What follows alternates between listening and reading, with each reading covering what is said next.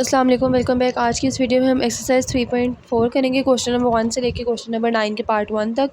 Question number 1 में वो कह रहा है कि आपने बताना है a प्लस बी जो है वो सिमेट्रिक है। दो आपके पास मेट्रिसेस हैं, आपने क्या करना है a प्लस बी को ऐड कर लेना है। उसके बाद आपने a प्लस बी का ट्रांसपोज लेना है। ऐड करने के बाद जब आप ट्रांसपोज लेंगे तो आपके पास वही आंसर आएगा जो आपने ऐड करते हुए लिया था। और इस तरह आपके पास a प्लस बी का ट्रांसपोज अगर इक्वल होगा a प्लस बी के, तो आपके पास जो है वो मैट्रिक्स सिमेट्रिक होगा। ठीक है जी, ये आपके पास सिमेट्रिक था और इसका आंसर आ गया। नेक्स्ट चलते हैं क्वेश्चन नंबर 2 की तरफ। उसमें उसने कहा है कि ए आपके पास मैट्रिक्स और हमने बताना है ए प्लस ए ट्रांसपोज सिमेट्रिक्स है। आप ए लिखेंगे, फिर आप ए ट्रांसपोज ले लें। नेक्स्ट आप जो है वो लेट कर लें यू, कोई भी मैट्रिक्स है यू को ए प्लस ए ट्रांसपोज लेट कर लें। ए ले लें और उसका ट्रांसपोज उन दोनों को ऐड कर दें। ऐड करने के बाद जो आपके पास यू आएगा, उसके बाद यू का ट्रांसपोज ले लें। ट्रांसपोज लेंगे तो उसके बाद फिर आपने वही करना है कि जब आप ट्रांसपोज लेंगे तो वो भी आपके पास यू के ही इक्वल आएगा। तो आपके पास ये प्रूव हो जाएगा कि आपका जो a प्लस ए का ट्रांसपोज है वो सिमेट्रिक है। सेकंड पार्ट है, उसमें a minus A transpose is Q symmetric. Q symmetric में क्या करना है, आपने वही a माइनस ए ट्रांसपोज ले लें, a ले लें, a का ट्रांसपोज लिखें, दोनों को सब्ट्रैक्ट कर दें। सब्ट्रैक्ट करने के बाद आपके पास एक मैट्रिक्स आ जाएगा। जो मैट्रिक्स आएगा उसका आप अगेन ट्रांसपोज ले लें। ट्रांसपोज लेंगे, उसके बाद आप क्या करेंगे, ट्रांसपोज लेंगे तो आपके पास वही वैल्यूज़ आएंगे, लेकिन उसमें सिर्फ एक चीज़ का डिफरेंस होगा कि उसमें से आपने नेगेटिव जो है उसको कॉमन लेना होता है। सिमेट्रिक में नेगेटिव कॉमन नहीं लेते, सिमेट्रिक में वही आंसर आ जाता है ट्रांसपोज लेके। लेकिन जब हम स्क्यू सिमेट्रिक करते हैं तो उसमें आपके पास आपको नेगेटिव लास्ट पे कॉमन लेना पड़ता है, जिसकी वजह से आपका आंसर वो बन जाता है। तो अगर आपके पास इक्वल्स टू नेगेटिव के इक्वल आता है, negative a minus A transpose के इक्वल आ रहा है, तो मतलब कि वो आपके पास क्यू सिमेट्रिक है। क्वेश्चन नंबर 3 में कह रहा है if A is any matrix of order three order का कोई भी मैट्रिक्स है, तो आपने बताना है कि ए प्लस ए ट्रांसपोज जो है वो सिमेट्रिक है। आपने ए सेट ले लिया और आपने उसका ट्रांसपोज भी ले लिया। नेक्स्ट आप ए प्लस ए ट्रांसपोज कर देंगे। ठीक है जी, दोनों को आप ऐड करेंगे। ऐड करने के बाद आपके पास मैट्रिक्स आ जाएगा। उसके बाद आप क्या करेंगे, ए प्लस ए ट्रांसपोज का होल ट्रांसपोज लेंगे। होल ट्रांसपोज लेने के बाद आपके पास वही मैट्रिक्स आएगा, और क्योंकि वही मैट्रिक्स आ गया, सेम हो गया, तो आप लिखेंगे ए प्लस ए ट्रांसपोज जो है वो आपके पास सिमेट्रिक है। पार्ट 2 में A minus A transpose skew symmetric है। क्यू सिमेट्रिक के लिए आपको पता होता है सारा मेथड सेम होता है, लेकिन लास्ट पे जाके आपने सिर्फ नेगेटिव जो होता है उसको कॉमन ले लेना होता है। इसी तरह यहाँ पे ए माइनस ए ट्रांसपोज है। आप पहले वो दोनों मैट्रिसेस लिखेंगे, उनको आपस में सब्ट्रैक्ट करवाएंगे। सब्ट्रैक्ट करवाने के बाद आपके पास जो है वो एक मैट्रिक्स आएगा, उस मैट्रिक्स का आप ट्रांसपोज ले लेंगे। ट्रांसपोज लेने के बाद आपके पास जो मैट्रिक्स आएगा उसमें से जब आप नेगेटिव कॉमन लेंगे, नेगेटिव कॉमन लेने के बाद आपके पास जो है वो प्रूव हो जाएगा कि ए माइनस ए ट्रांसपोज जो है वो स्क्यू सिमेट्रिक है।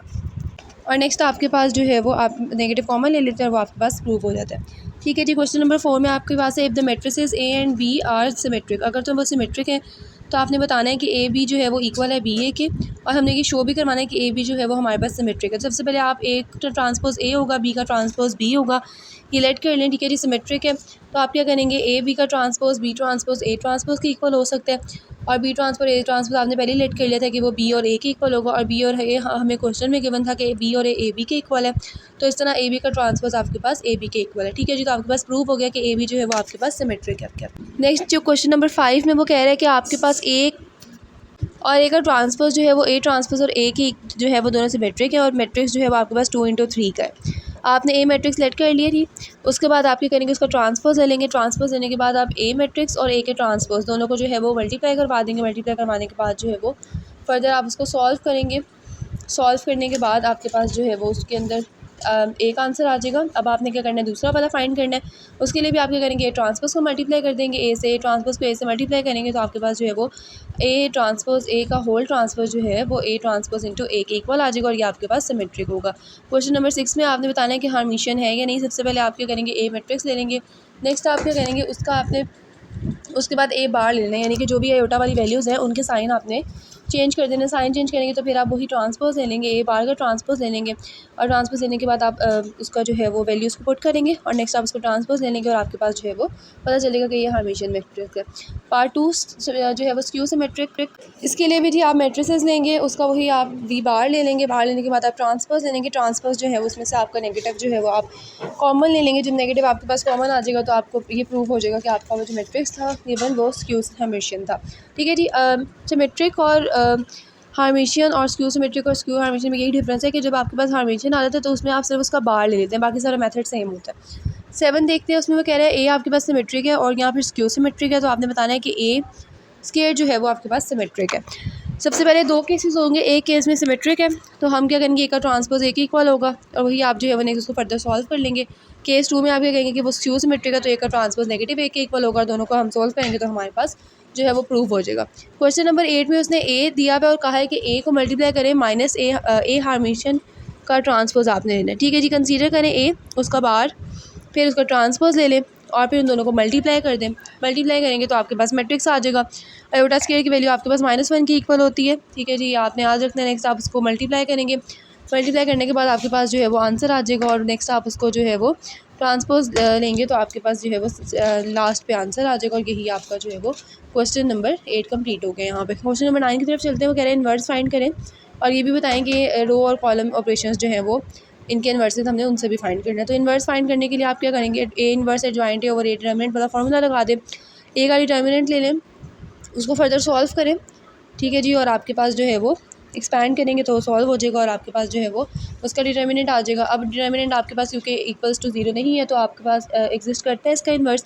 इन्वर्स लें, एडजॉइंट लेंगे, उसके बाद आपका जो फार्मूला है ए आई और जे इक्वल्स टू -1/1 + 1 एम आई और जे हम क्या करेंगे, A11 A12 A13 A21 A22 A23 A31 कैसे फाइंड करते हैं ये आप लोगों को मैंने पिछले लेक्चर्स में समझाया था।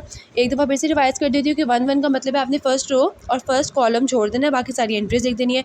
1 2 का मतलब है फर्स्ट रो और सेकंड जो है वो कॉलम छोड़ देना है। ठीक है, पहला वाला जो एंट्री होती है वो आपकी रो को रिप्रेजेंट कर रही होती है और दूसरी वाली जो होती है वो कॉलम को रिप्रेजेंट कर रही होती है। इसी तरह आपने एडजॉइंट सबका फाइंड कर लिया।